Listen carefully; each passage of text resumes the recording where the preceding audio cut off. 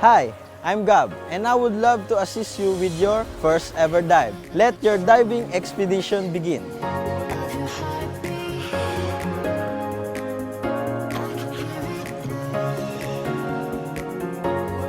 Magsimula po tayo sa gear po na gagamitin po natin. Gagamit po tayo ng scuba. Scuba means self-contained underwater breathing apparatus. Sa bibig lang po tayo nga. Inhale, exhale din po sa bibig. Up, down, and not away. Relax lang. Okay?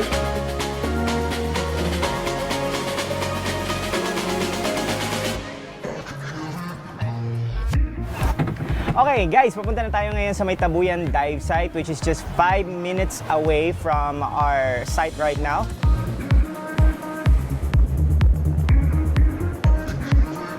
Okay, after a few minutes, narating na natin ang ating dive site. Ito ang tinatawag na Tabuyan dive site. At sabi nila, mga 10 meters deep daw ito. So, hopefully, kayang-kaya ko siya gawin. Dahil this is going to be my first time.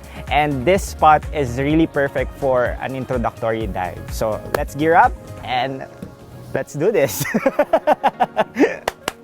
Let's go!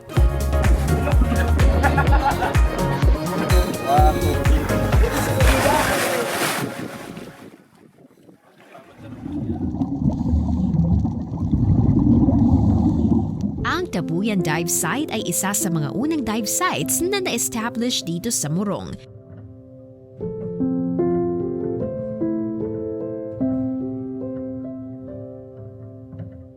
Six to 11 meters ang lalim nito na pwedeng-pwede sa mga tri-diver.